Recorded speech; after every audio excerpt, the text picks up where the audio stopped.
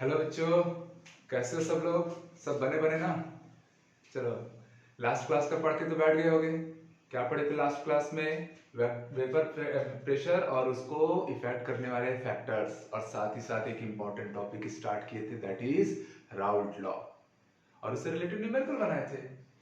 आज देखो, जब मैंने लास्ट क्लास आपको कंप्लीट कराया ना, तो उसमें मैंने बताया कि राउल्ट लॉ में केवल तभी राउल्ट लॉ एप्लीकेबल होगा जब आपका सॉल्यूशन कैसा हो, आइडियल, आदर्श विलयन हो। तो आज हम उन्हीं चीजों को जानेंगे कि ये आइडियल नॉन आइडियल सॉल्यूशन क्या है, कब बनते हैं। तो चलो आज बिल्कुल स्टार्ट करते हैं आइडियल सॉल्यूशन। और आज का ये जो टॉपिक है ये काफी इंटरेस्टिंग रहने वाला है, ठीक है? तो एकदम बने रहना भैया। और दूसरा क्या है, that is non ideal solution. ठीक, अब होता क्या है आइडियल सॉल्यूशन और नॉन आइडियल सॉल्यूशन? तो ना कभी भी कोई टीचर ना जब क्लास 12 एस्पिरेंट से ये क्वेश्चन करता है ना, क्या डिफरेंस है आइडियल में और नॉन आइडियल में, एक बात तो पहले जान लो कि आइडियल कुछ होता नहीं है ना, हाइपोथेटिकल केसेस है बस। जैसे आप last year ideal gas chapter पढ़ते थे गैस स्टेट में, उसको पढ़ने के तुरंत बाद आपको रियल गैस पढ़ना पड़ा, और आपको समझ में आया कि आइडियल कुछ भी प्रैक्टिकली पॉसिबल नहीं है, जो है वो क्या है, रियल है। ऐसे ही मैं इस बार भी बोल रहा हूं कि ये एक केस है, हाइपोथेटिकल केस है, ये ओरिजिनलिटी है। क्लियर हुई बातें? अब जब भी टीचर ना क्लास 12 स्टूडेंट से ये सवाल करता है कि बेटा चलो ये बताओ कि ये आइडियल और नॉन आइडियल सॉल्यूशन में क्या अंतर है, ठीक है, क्या भेद है इन लोग के बीच में, तो बच्चों का ना एक बड़ा प्यारा सा कॉमन सा आंसर रहता है हमेशा कि सर आइडियल सॉल्यूशन ऐसे सॉल्यूशन है जो राउट लॉ को ओबे करे, और नॉन आइडियल सॉल्यूशन ऐसे सॉल्यूशन है जो राउट लॉ को ओबे ना करे। चलिए बहुत अच्छा, किताबों में भी ये डेफिनेशन दिया रहता है। पर मेरा एक सवाल है, क्या आपको ये समझ में आ रहा है कि आप बोल क्या रहे हैं? आइडियल सॉल्यूशन राउट लॉ को ओबे करे, ये ना करे, इससे मतलब क्या निकल रहा है? राउट ने ऐसा क्या कहा था जिसको ये ओबे करता है और ये ओबे नहीं करता है? मतलब आप जब ये जवाब देंगे ना कि ये राउट को ओबे करेगा, किस बात को, राउट के कौन से कैरेक्टरिस्टिक्स को, ये आपको पता है क्या? समझ में आ रही बात है मैं क्या कहना चाह रहा हूं? और ये नहीं करेगा तो ये किस चीज को नहीं करेगा? राउट चाचा ने बोल दिया जो मेरा बात मानेगा वो आइडियल, जो मेरा बात नहीं मानेगा वो नॉन आइडियल। पर भैया सवाल तो ये है कि कौन सी बात मनवाना है? तो इसीलिए आगे से आपसे अगर बोला जाए ideal solution non ideal solution, तो ये वाला आंसर मत दीजिए जिसका रीजन ही आपको ना पता हो कि भैया ये राउट के लॉ को ओबे करे, क्या क्या ओबे करना है, ठीक है? तो इसीलिए चलो पहले तो मैं वो लाइन लिख दे रहा हूं जो आप लोग के बुक में लिखा रहता है, जो कॉमन है, इट ओबेस राउट लॉ। मैं इसके बीच में थोड़ा फर्क लगाऊंगा ना, at every range of concentration, ठीक है? कंसंट्रेशन में चलो शॉर्टकट में कंसंट्रेशन लिख दिया। ये आपका किताबी डेफिनेशन है, हालांकि इसकी मीनिंग क्या है ये हमको अभी तक समझ में नहीं आया कि भैया राउट लॉ को ओबे करे उसका मीनिंग क्या है, वर्ड में मीनिंग क्या है, वो नहीं क्लियर है अभी। अभी आपको जो अच्छी बात मैं बताऊंगा ना, एक लाइन बस आपको वो याद रखना है। आगे से कभी भी ideal non ideal, azeotropic nature, non ideal के टाइप, ये सारी चीजें ना एक सिंगल लाइन पे कंप्लीट हो जाती हैं, और आपको वही एक सिंगल लाइन, वही नब्ज पकड़ना है। फिलहाल तो किताबी लैंग्वेज लिख दिया जाए कि भैया ये राउट लॉ को ओबे करता है, it do not obey Raoult's law, obey Raoult's law. ये राउट के क्या है, खिलाफ है। सिंपल सी बात है, इसलिए इसको क्या नाम दिया गया, नॉन आइडियल सॉल्यूशन, और ये क्या है हमारा आइडियल सॉल्यूशन। थोड़ा सा कंफ्यूज गया है, ध्यान दे लेना, ठीक है? सॉल्यूशन है, ओके बच्चे। जो लाइन अब आपको याद रखनी है ना, वो ये लाइन है कि आइडियल का मतलब ही मैंने लास्ट क्लास में एक एग्जांपल दिया था कि आइडियल सॉल्यूशन, सॉल्यूशन का मतलब सॉल्यूट और सॉल्वेंट का मिक्सचर, ये बस एक केस है, एक हाइपोथेटिकल केस है, ठीक है? ये बस एक क्या है, हाइपोथेटिकल केस। एग्जैक्टली ऐसा प्रैक्टिकली बहुत रेयर है किसी सॉल्यूशन का आइडियल हो पाना। ये लाइन जो अभी लिखोगे ये इंपॉर्टेंट है कि आइडियल सॉल्यूशन ऐसे सॉल्यूशन है जिसमें सॉल्यूशन बनने के पहले मतलब सॉल्यूट अलग है, सॉल्वेंट अलग है, दोनों अपने अपने क्या है, प्योर स्टेट में है। बात समझ में आ रहा है? उनके मॉलिक्यूल के बीच में अपना कुछ तो अट्रैक्शन फोर्स रहा होगा, मान लो सॉल्वेंट मेरा वाटर है, तो वाटर के मॉलिक्यूल आपस में किसी ना किसी अट्रैक्शन फोर्स से तो रिलेटेड रहे ही होंगे, ऐसे ही सॉल्यूट के भी अपने रहे होंगे। तो आइडियल सॉल्यूशन में क्या होता है कि जो प्योर स्टेट के इंटरमॉलिक्यूलर फोर्स ऑफ अट्रैक्शन रहता है मॉलिक्यूल के बीच का, और जब ये सॉल्यूट और सॉल्वेंट आपस में मिल जाते हैं तब बनता है सॉल्यूशन। तो ऑब्वियस सी बात है, सॉल्यूट सॉल्वेंट के मॉलिक्यूल आपस में क्या किए रहेंगे, केमिकल रिएक्शन किए होंगे, मॉलिक्यूलर रिएक्शन हुआ होगा इनके बीच में, कुछ नई बॉन्ड बने होंगे। तो बच्चों यहाँ पर सॉल्यूशन बनने के पहले मतलब प्योर स्टेट का इंटरमॉलिक्यूलर फोर्स, और सॉल्यूशन बनने के बाद मतलब सॉल्यूशन के इंटरमॉलिक्यूलर फोर्स सेम ऑर्डर के होने चाहिए। वो क्या होने चाहिए, सेम ऑर्डर के होने चाहिए। ऐसा सॉल्यूशन आपका क्या कहलाएगा, आइडियल सॉल्यूशन। और अगर सेम ऑर्डर का नहीं रहा, मतलब हो सकता है अब बॉन्ड स्ट्रेंथ चेंज हो जाए, अब पहले से ज्यादा स्ट्रॉन्गर बॉन्ड बन जाए, या हो सकता है पहले से ज्यादा वीकर बॉन्ड बन जाए, तो ऐसे सॉल्यूशन किस कैटेगरी में जाएंगे, नॉन आइडियल सॉल्यूशन पे। ये पॉइंट आपको अच्छे से क्लियर करके रखना है। आइडियल का मतलब पहले और बाद में जो इंटरमॉलिक्यूलर फोर्स है वो क्या रहना चाहिए, सेम ऑर्डर का। तो बस मैं यहां पे वही लाइन लिख रहा हूं, intermolecular force between the constituents of solution, या कंपोनेंट भी बोल सकते हो, solution are in same order of pure state. मतलब कि प्योर स्टेट में जो कॉन्स्टिट्यूएंट्स थे सॉल्यूशन के, मतलब सॉल्यूट और सॉल्वेंट की बात हो रही है, उस समय जो उनका इंटरमॉलिक्यूलर फोर्स ऑफ अट्रैक्शन था, सॉल्यूशन बनने के बाद भी वो किस ऑर्डर में रहना चाहिए, सेम ऑर्डर में रहना चाहिए। यहां पर आप लोग सीधे सीधे समझ गए कि यहां पर जो इंटरमॉलिक्यूलर फोर्सेस रहेंगे, इंटरमॉलिक्यूलर फोर्स ऑफ अट्रैक्शन या इंटरमॉलिक्यूलर फोर्सेस भी बोल सकते हो, of constituents of solution are different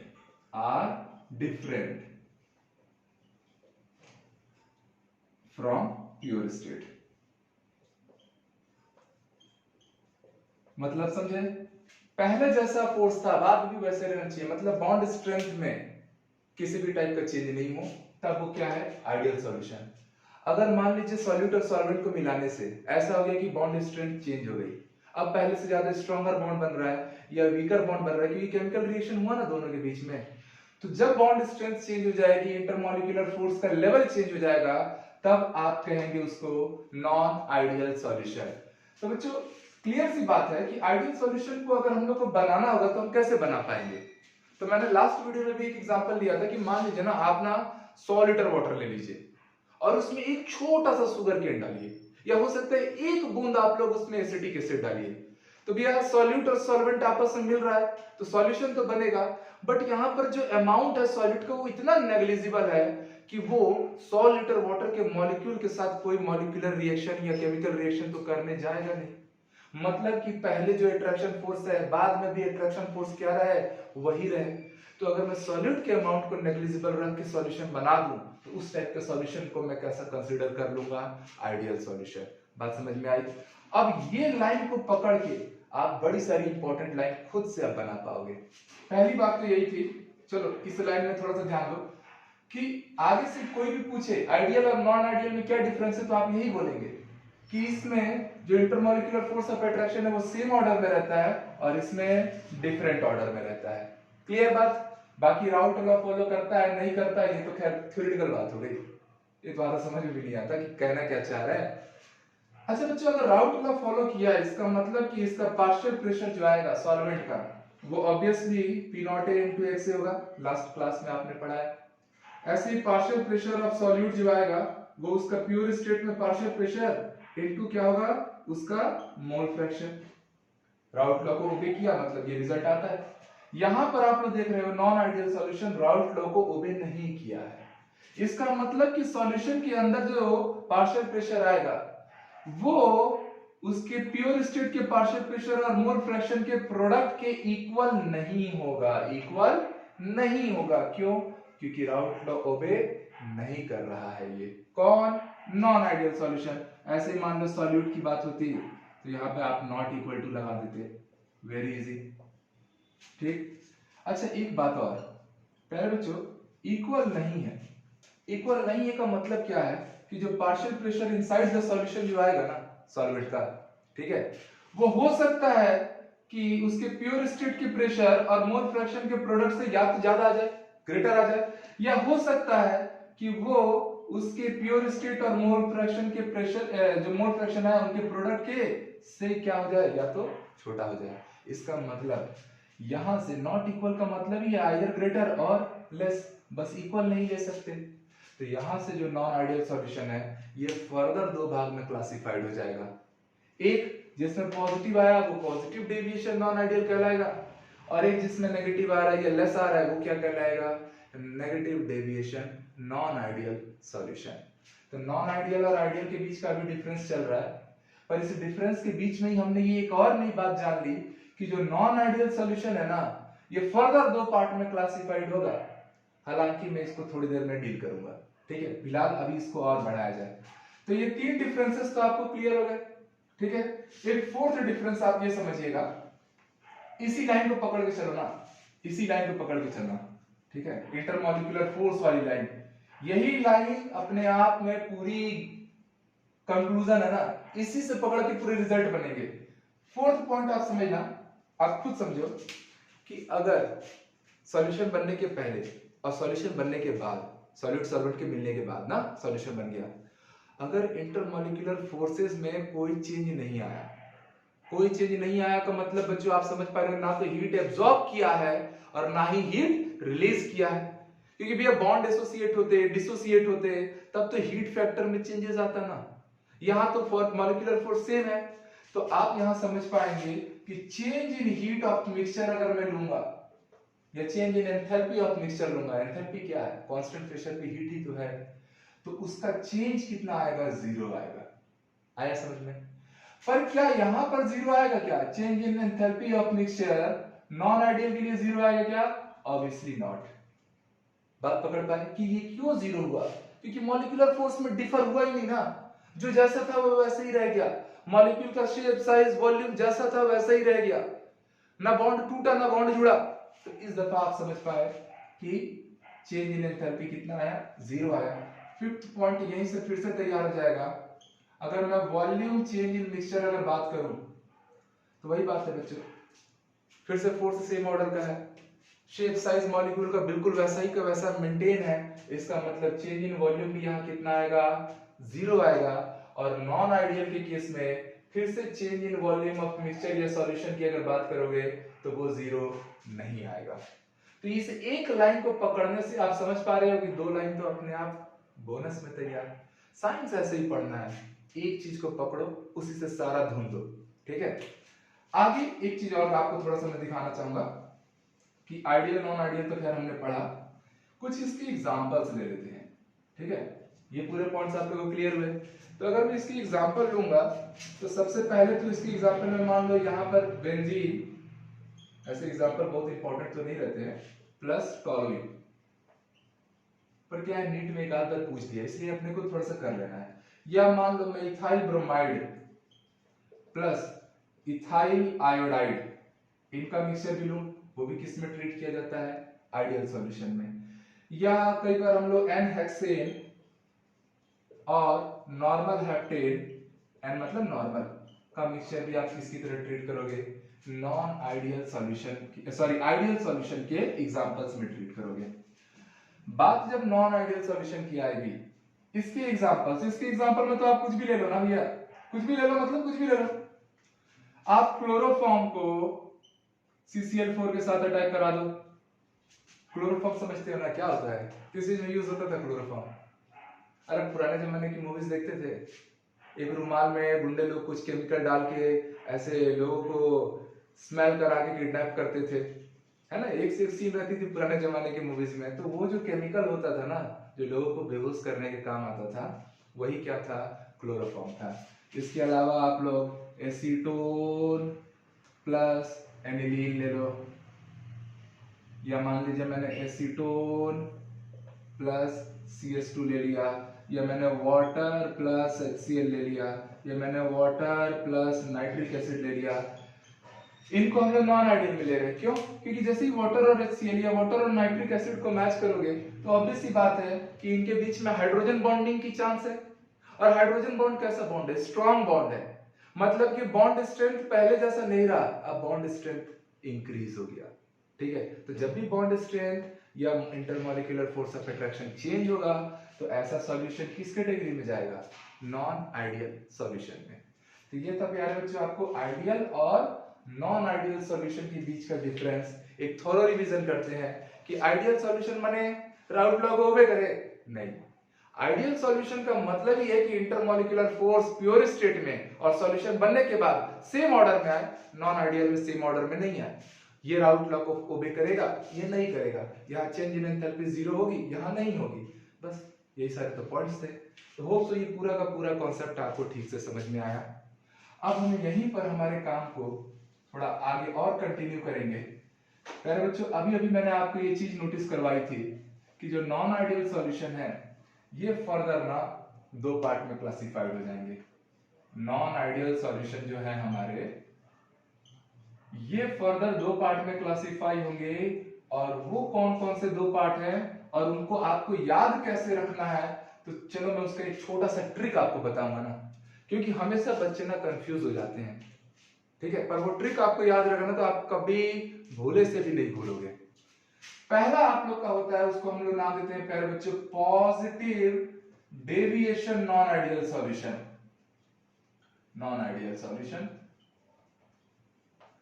और दूसरा क्लासिफिकेशन आता है हमारा दैट इज नेगेटिव डेविएशन। यहां पर मार्क कर दे रहा हूं, ये हेडिंग लाइन है, negative deviation non ideal solution. ठीक, अब होता क्या है positive deviation negative deviation, point पकड़ना ना, पहला पॉइंट। ठीक है, ना ही क्लियर है कि पॉजिटिव डेविएशन या नेगेटिव डेविएशन नॉन आइडियल है। नॉन आइडियल का मतलब क्या है? इट डू नॉट ओबे राउट लॉ। पहला पॉइंट तो आप यहीं से उठा लिए कि ये राउट के लॉ को ओबे नहीं करेगा। क्यों? क्योंकि नॉन आइडियल है। यहां भी तो वही होगा ना, ये भी तो नॉन आइडियल का ही टाइप है ना। तो इट डू नॉट ओबे राउट लॉ, ये भी राउट लॉ को ओबे तो करने वाला है नहीं, क्योंकि राउट लॉ के लिए केवल कौन रिस्पॉन्सिबल था? तो वो था केवल हमारा आइडियल सॉल्यूशन। दोनों के नाम में नॉन आइडियल है, मतलब दोनों के दोनों राउट लॉ को ओबे नहीं करने वाले। ठीक, सेकंड पॉइंट, अगर राउट लॉ को ओबे किए रहते तो आपको पता है कि जो पीए था वो P naught A into x से आया रहता। अगर राउट लॉ को ओबे किए रहते, क्योंकि यही तो राउट का लॉ है ना कि partial pressure inside the solution is equal to the product of pure state का प्रेशर और मोल फ्रैक्शन। राउट ने यही तो स्टेटमेंट दिया था। क्लियर हो रही बात है? अगर राउट ओबे किया रहता तब ये स्टेटमेंट आता। अभी ओबे नहीं किया है, अभी ओबे नहीं किया है। तो मेरे प्यारे बच्चों अगर ओबे नहीं किया है मतलब या तो ग्रेटर आएगा या तो लेस आएगा। यही बात तो मैं अभी आपको सिखा रहा था। तो ये बात बस पकड़ना ना, इस एक पॉइंट से फिर से सारा पॉइंट क्लियर होने वाला है। या तो ये आएगा या तो ये आएगा। अब किसको किस कैटेगरी में रखना है और किस कैटेगरी में रख रहे हो वहीं से पूरा पॉइंट बनाओगे ना, वहीं से पूरा पॉइंट बनाओगे कि भैया नाम क्या है इसका? Positive deviation. मतलब आप ये लोगे कि ये लोगे, तो ये पॉजिटिव का सिंबल है ना, ये ग्रेटर सिंबल है पॉजिटिव, ये लेस सिंबल है नेगेटिव मान के चलना।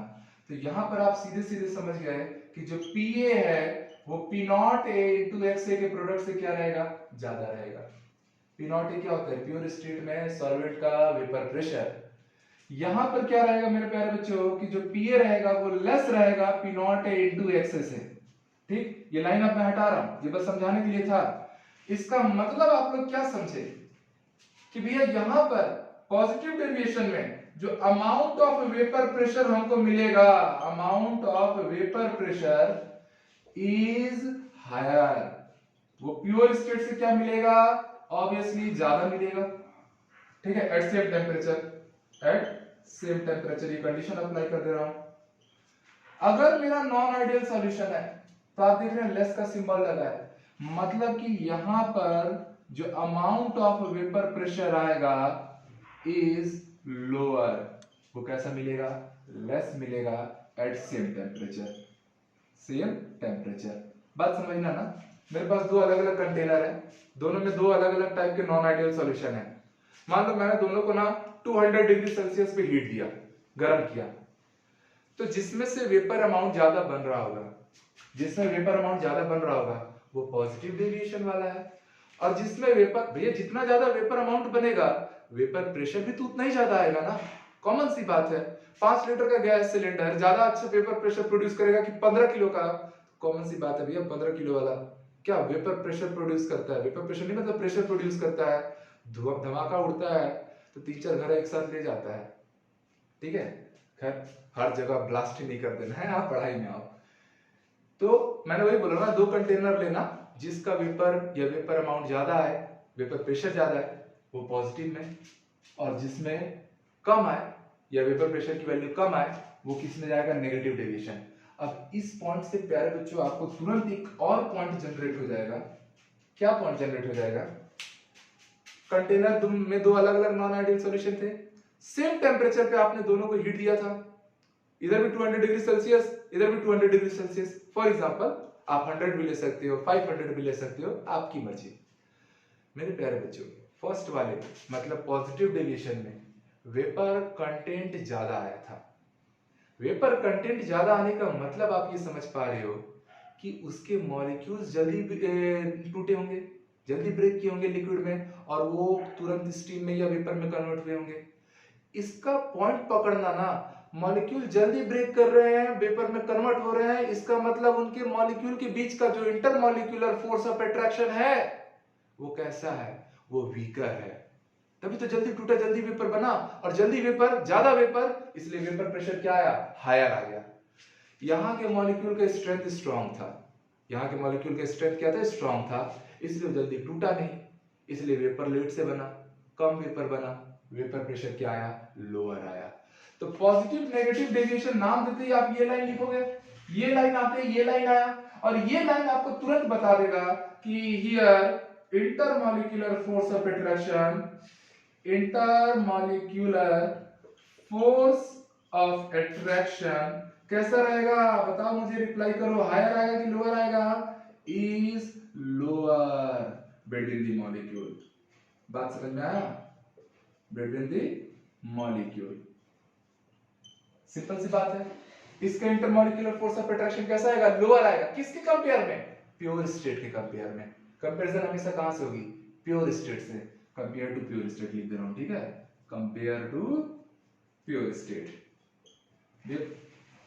क्योंकि आपको तो पता है ना, इस बार इंटरमॉलिक्यूलर फोर्स ऑफ अट्रैक्शन को तो डिफर होना ही होना था, डिफर नहीं हो रहा था तो आइडियल ना पढ़ते, क्या पढ़ रहे हो, नॉन आइडियल पढ़ रहे हो दादा, ठीक है। तो डिफर तो होना ही था, ये क्या हो जाता है, वीकर हो जाता है, ठीक है। और यहां पर क्या आ जाएगा, यहां पर वेपर कम बना है, कम इसलिए बनाना क्योंकि मॉलिक्यूल स्ट्रांगली अटैच्ड थे, सेम टेम्परेचर पे ब्रेक नहीं हुए, वेपर नहीं बना तो वेपर प्रेशर नहीं आया। तो यहां पर आप समझ गए कि यहां पर जो इंटरमॉलिक्यूलर फोर्स ऑफ अट्रैक्शन है, इंटरमॉलिक्यूलर फोर्स ऑफ अट्रैक्शन वो कैसा रहेगा इस बार, इज हायर। तो यहां हमेशा बच्चे कंफ्यूज हो जाते हैं, नाम आता है पॉजिटिव डेविएशन, पॉजिटिव का मतलब हम लोग हमेशा समझते हैं कि सब कुछ हायर हायर हायर होने वाली है। तो पॉजिटिव डेविएशन में हमारे दिमाग में क्या लगता है ना कि भैया पॉजिटिव डेविएशन है, इसका मतलब कि intermolecular force of attraction strong रहना चाहिए, हायर रहना चाहिए। पर कहानी में झोल आ गया कि पॉजिटिव डेविएशन में इंटरमॉलिक्यूलर फोर्स ऑफ अट्रैक्शन क्या रहेगा, वीकर रहेगा, और नेगेटिव डेविएशन में क्या रहेगा, स्ट्रॉन्गर रहेगा, हायर रहेगा। बात समझ में आई। और ऐसा क्यों होगा, क्योंकि आपने इस पॉइंट से रिलेट करके चीजों को जस्टिफाइड किया। इसलिए एक पॉइंट पढ़ो, दूसरा तीसरा चौथा अपने आप बनना चाहिए ना, this is the beauty of science. चलो बच्चों आप लोग इसको नोट करो, आगे मुझे कुछ और पॉइंट्स भी लिखवाने हैं तो मैं इसको थोड़ा सा अब रब करता हूं, ओके। चलिए ये मान लीजिए ये 2 पॉइंट मैंने हटा दिया, ठीक है, लास्ट वाला आप लोग नोट कर लेंगे, ये क्या है भैया, नेगेटिव डेविएशन है। फिफ्थ पॉइंट, कॉमन सी बात है कि पॉजिटिव डेविएशन है, अगर पॉजिटिव डेविएशन है मतलब delta H enthalpy change mixture की कैसी आएगी, पॉजिटिव आएगी, ठीक है। अगर मैं बात करूंगा delta we of mixture, volume change of mixture, ये भी कैसा आएगा, पॉजिटिव आएगा।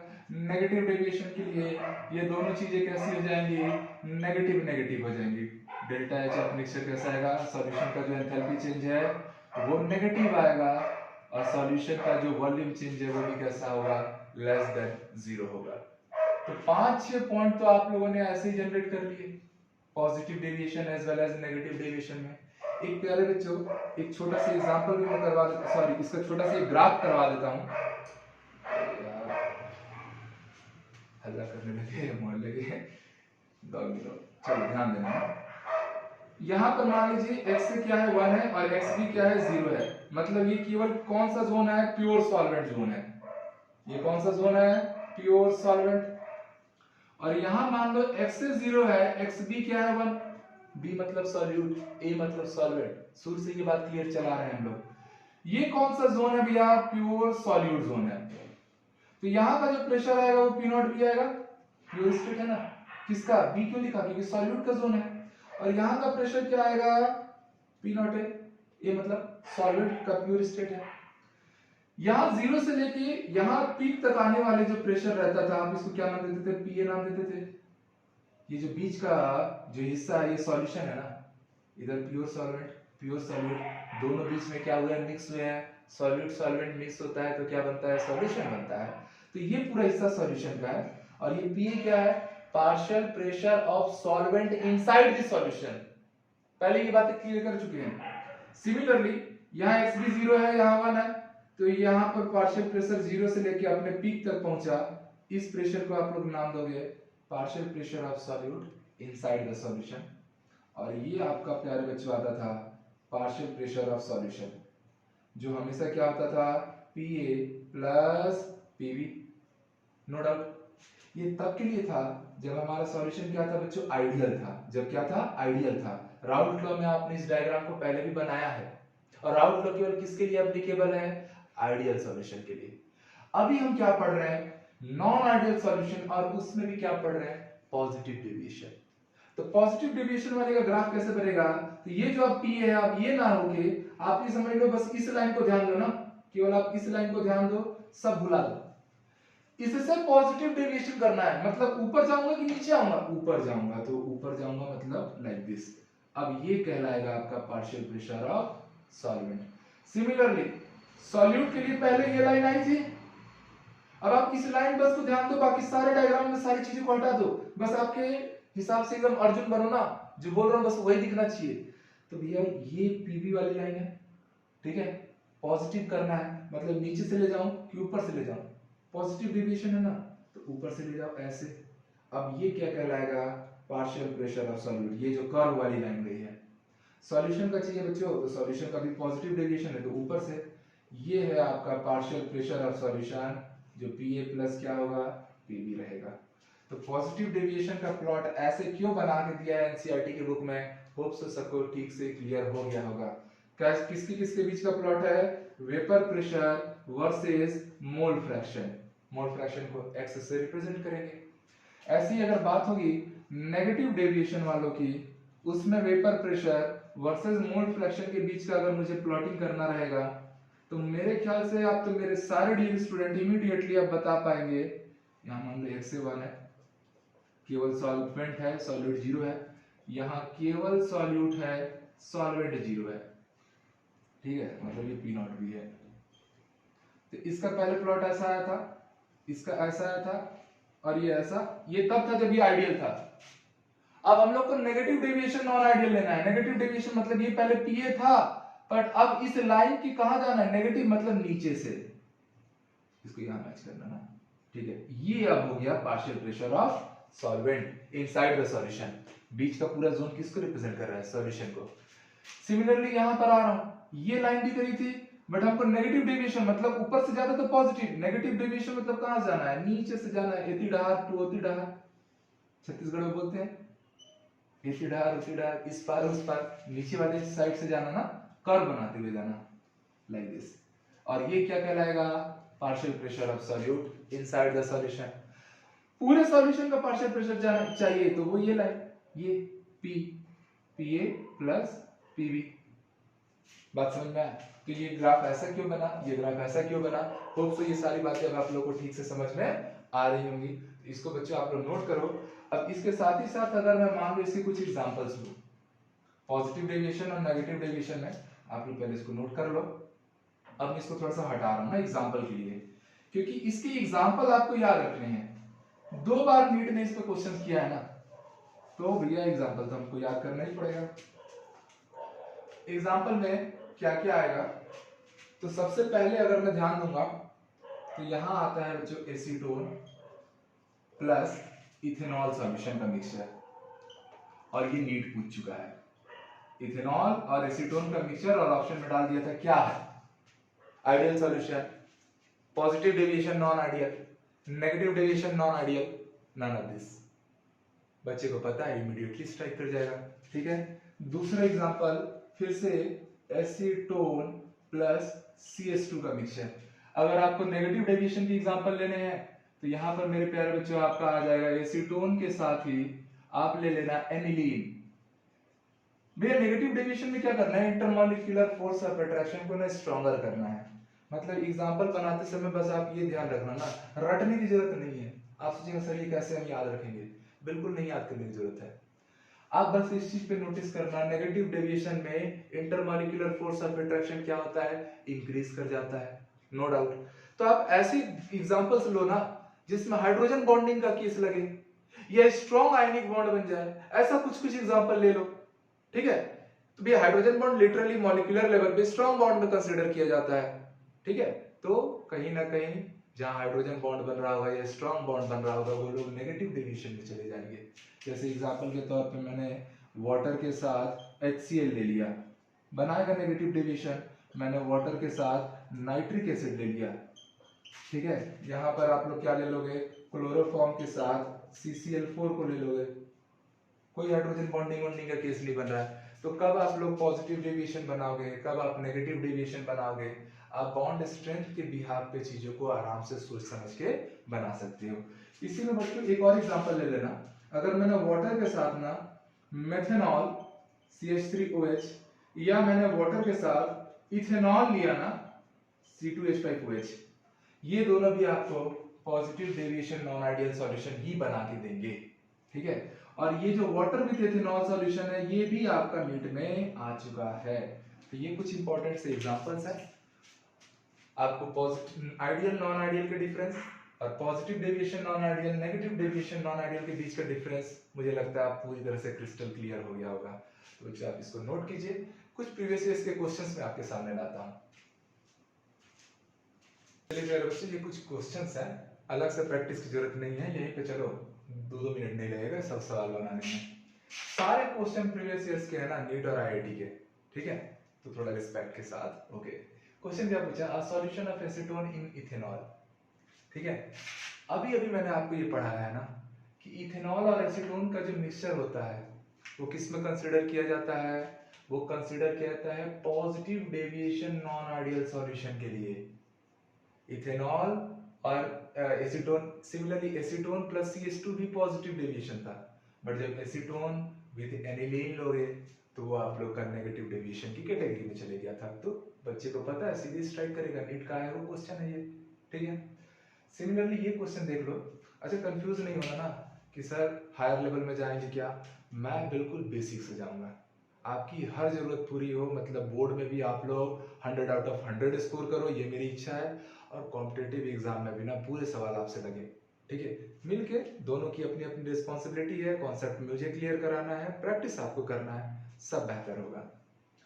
Which of them is not equal to 0 for an ideal solution? Ideal solution के लिए क्या 0 नहीं होगा भैया, डेल्टा V ऑफ मिक्सचर 0 होता है क्या, बिल्कुल होता है। क्या change in pressure, observed pressure और कैलकुलेटेड प्रेशर के डिफरेंस के इक्वल होता है, बिल्कुल होता है। इनफैक्ट ये भी तो 0 ही होता है। ठीक है, इनफैक्ट ये भी किसके इक्वल होता है, 0। आइडियल के लिए तो डेल्टा V मिक्सचर भी कितना होता है, 0।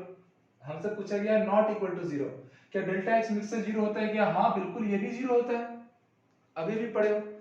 क्या एंट्रोपी चेंज, S मतलब एंट्रोपी, क्या जो सॉल्यूशन है उसकी एंट्रोपी चेंज 0 होती है क्या, तो थोड़ा सोचते हैं। मान लो बच्चों मैं ऐसे ही एग्जांपल ले रहा हूँ, कि मैंने वाटर में ना सॉल्ट ऐड किया, सॉल्यूट सॉल्वेंट को ऐड करके मैंने सॉल्यूशन बनाया। वो जो सॉल्ट था ना वो स्टार्टिंग में सॉलिड स्टेट में था, सॉल्ट शुगर जो भी ले लो, पर जब वो वाटर में गया ना तो वो गायब हो गया, डिसॉल्व हो गया ना, दिखता तो नहीं है बाद में थोड़े समय बाद। मतलब आप समझ पा रहे हो कि जो सॉलिड के मॉलिक्यूल्स हैं वो डिसोसिएट होकर गायब हो चुके हैं। इसका मतलब स्टेट चेंज हुआ ना सॉल्यूट का। और आपको पता है जो एंट्रोपी होती है ना, एंट्रोपी वो सबसे ज्यादा किसकी होती है? गैस की, फिर लिक्विड की, और फिर किसकी आती है? सॉलिड की। बात समझ पा रहे हैं? ये है मेरा एंट्रोपी चेंज का ऑर्डर। तो सॉलिड कन्वर्ट हो गया किसी दूसरी चीज में जो अब हमको दिखाई तक नहीं दे रहा है, मतलब कि एंट्रोपी चेंज तो हुई है, सॉल्यूशन बनने के दौरान एंट्रोपी चेंज हुई है। और ये कह रहा है कि which one is not equal to zero, तो बिल्कुल अगर आइडियल सॉल्यूशन हो या नॉन आइडियल सॉल्यूशन हो, कोई भी टाइप का सॉल्यूशन हो, एंट्रोपी चेंज तो होगा। ठीक है, मतलब चेंज इन एंट्रोपी जीरो कभी भी नहीं होगा। तो हमारे लिए तो यही सही था, नॉट इक्वल जीरो पूछा था, फोर्थ ऑप्शन। और ये क्वेश्चन बच्चों 3 बार नीट में, 1 बार आईआईटी एडवांस से पूछा है ना। ठीक है, तो आप समझ लीजिए दिस क्वेश्चन 3 टाइम्स नीट और 1 टाइम आईआईटी एडवांस ऑलरेडी आ चुका है ये, तो इंपॉर्टेंट क्वेश्चन है ये। ठीक है, एंट्रोपी ऑफ मिक्सचर कभी भी जीरो नहीं होगा, चाहे आइडियल सॉल्यूशन हो चाहे नॉन आइडियल सॉल्यूशन हो। ये क्वेश्चन पूछ दिया which one of the following is incorrect of for ideal solution. Ideal solution के लिए बोल रहा है कौन इनकरेक्ट है? क्या delta H mixer zero incorrect है क्या? तो नहीं भैया, ये तो करेक्ट है। क्या डेल्टा वी या delta U internal energy change zero की इक्वल होगा? ये भी सही है, क्योंकि इंटरमॉलिक्यूलर फोर्सेस में कोई चेंज तो आया नहीं ना आइडियल सॉल्यूशन में, तो एनर्जी भी चेंज नहीं होगा। चेंज इन एनर्जी कितना आएगा? Zero. Delta P observed minus calculated होता है और क्या वो जीरो होता है? ये भी बिल्कुल सही है, यहां भी तो वही लिए थे। ठीक, delta G change in Gibbs free energy zero होगा क्या? तो मेरे प्यारे बच्चों डेल्टा जी का एक्चुअल फॉर्मूला क्या होता है? Delta H minus T delta S. Delta H तो जीरो की इक्वल हो गया, पर क्या ये पार्ट जीरो की इक्वल है क्या? तो अभी अभी तो आप लोगों ने पढ़ा है कि भैया ये पार्ट जीरो की इक्वल नहीं हुआ। मतलब यहाँ पर आप लोग zero minus T delta S करोगे तो क्या डेल्टा जी की वैल्यू जीरो आ रही है क्या? ऑब्वियसली नहीं आ रही है, मतलब ये इनकरेक्ट है और हमारे लिए करेक्ट है। क्वेश्चन पूछा गया था कौन इनकरेक्ट है, तो डेल्टा जी कभी भी आइडियल सॉल्यूशन हो, याद रखना आइडियल सॉल्यूशन हो या नॉन आइडियल सॉल्यूशन हो, कोई भी सॉल्यूशन हो, ठीक है, आपको delta S entropy change of mixture कभी भी जीरो नहीं लेना है, और delta G gives free energy change भी जीरो नहीं लेना है। ठीक है, तो ये पूछे गए क्वेश्चन थे, कितना सिंपल सिंपल सवाल पूछ रहा है। अब चलो दोस्तों हम लोग यहाँ से एक नया टॉपिक स्टार्ट करेंगे। ठीक है, इसको पहले आप लोग नोट कर लीजिए। तो चलिए प्यारे बच्चों अब हम नया टॉपिक पढ़ रहे हैं, दैट इज एजियोट्रॉपिक मिक्सचर। क्या पढ़ेंगे? Azeotropic mixture. क्या होता है एजियोट्रॉपिक मिक्सचर? इसको जानने से पहले ना मैं आपको एक छोटा सा सत्य घटना बताता हूँ कि जब मैं क्लास 12 का अपना एग्जाम लिख रहा था केमिस्ट्री के पेपर में, ठीक है, हालांकि मैं चीटिंग नहीं करता और लाइफ में बहुत रेयर ही है, चीटिंग वोटिंग जैसा तो कुछ नहीं किया है, बट एग्जाम हॉल में थोड़ा बहुत पूछना उछना तो अलाउ रहता है। तो मुझे याद आता है कि मेरे पेपर में ये आया था व्हाट इज एजियोट्रॉपिक मिक्सचर और इसके टाइप्स क्या है, उस पर आपको शॉर्ट नोट लिखना था। और बिलीव कीजिए मैंने सॉल्यूशन चैप्टर छुआ भी नहीं था, एक दो चैप्टर रह ही जाते हैं, ठीक है, सोचा था लास्ट तक पढ़ूंगा बट ऑब्वियसली नहीं पढ़ पाया था, यही एक सॉल्यूशन चैप्टर। और ये जो एजियोट्रॉप जो वर्ड था इसको तो मैंने फर्स्ट टाइम अपने एग्जामिनेशन में ही पढ़ा था। मेरे बगल में एक दोस्त था, ठीक है, शायद उसकी स्कूलिंग 10th तक हिंदी मीडियम से रही होगी, बहुत हिंदी पसंद इंसान भी था वो। तो मैंने उससे बस ऐसे ही हिंट के तौर पे पूछा यार ये एजियोट्रॉप क्या होता है। उसने बड़े गंभीरता से देखा मुझे और बड़े प्यार से कहा स्थिर क्वाथी मिश्रण। थोड़ी देर के लिए मेरा माथा चकरा गया, स्थिर क्वाथी मिश्रण में बहुत देर सोचा, फिर मैं बड़े प्यार से उससे पूछा भाई गाली दे रहा है क्या? तो कई बार हिंदी के नाम बड़े जटिल रहते हैं। एजियोट्रॉपिक मिक्सचर क्लियर है, स्थिर क्वाथी मिश्रण, क्वाथी मतलब समझ लेना बॉइलिंग पॉइंट को बोलते हैं। तो नाम से ही क्लियर हो गया कि एजियोट्रॉपिक मिक्सचर का मतलब है ऐसा मिक्सचर जिसके बॉइलिंग पॉइंट क्या रहे, सेम रहे। एक्चुअल में ये जो वर्ड आया है ना ये ग्रीक लेटर से आया है, एजियोट्रॉप से, और उसका मतलब ही होता है बॉइलिंग विदाउट चेंज। एजियोट्रॉप का मतलब क्या है? Boiling without change. और मैं इस सॉल्यूशन को या एजियोट्रॉपिक मिक्सचर को एक दूसरा नाम देता हूं, साथ निभाना साथिया मिक्सचर। क्यों? अभी आपको समझ में आएगा। पहले तो एजियोट्रॉपिक मिक्सचर के कुछ कैरेक्टरिस्टिक्स क्लियर कीजिए। पहला कि एक बाइनरी मिक्सचर है। एजियोट्रॉपिक मिक्सचर कैसा है? एक बाइनरी मिक्सचर है, मतलब कम से कम 2-3 लोग तो आपस में मिक्सिंग करेंगे ही करेंगे। दूसरा, द कंपोजिशन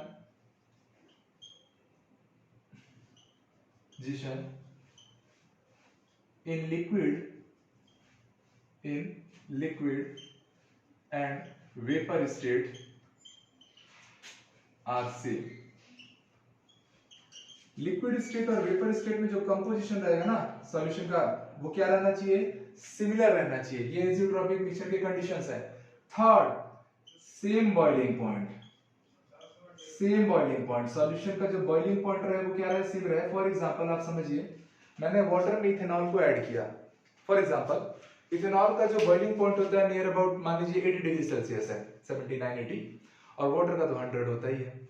अभी क्या है, दोनों के बॉइलिंग पॉइंट अलग अलग है, बट जब मैं दोनों को मिक्स कर दूं और अगर वो एजियोट्रॉपिक मिक्सचर बना ले, तब वो किसी कॉमन बॉइलिंग पॉइंट पे आपका इथेनॉल और वाटर दोनों एक साथ इवोपरेट होना चाहिए, बॉयल होना चाहिए।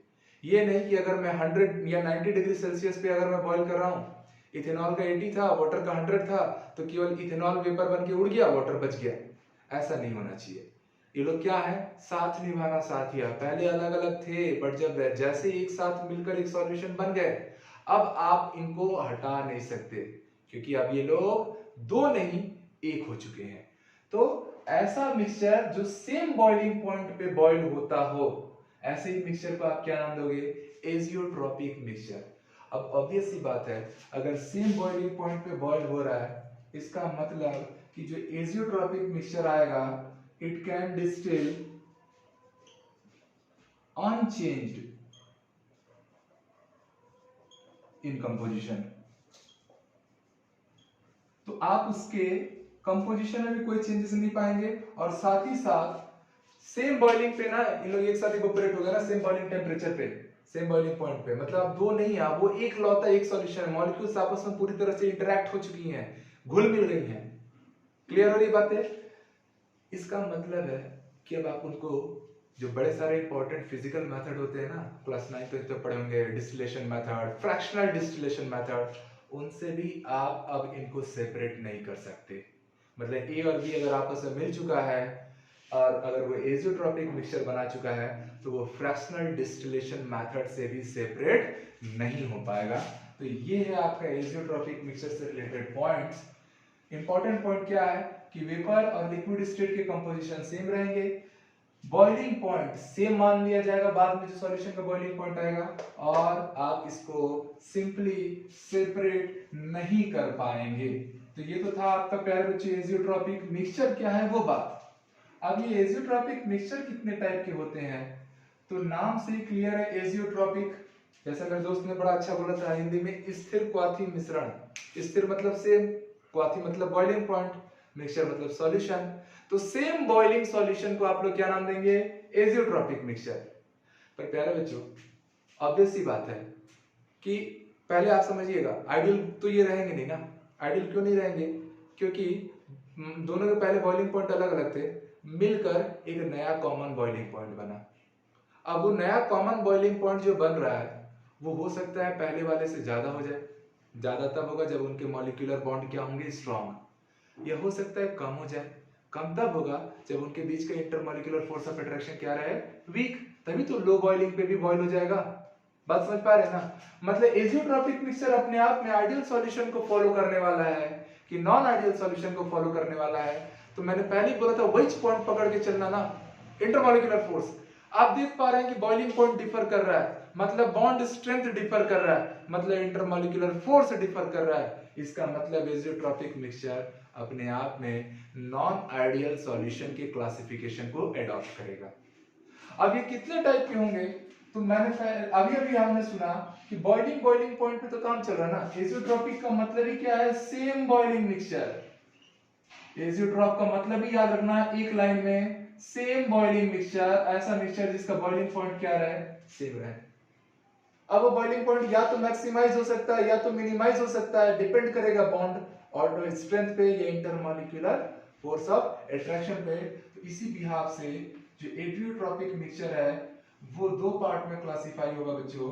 एक आएगा आपका मिनिमम, क्या लिख रहा हूं मैं, मिनिमम बॉइलिंग एजियोट्रॉप, या इसी को हम लोग कई बार कई बुकों में लो बॉइलिंग एजियोट्रॉप के नाम से जानते हैं।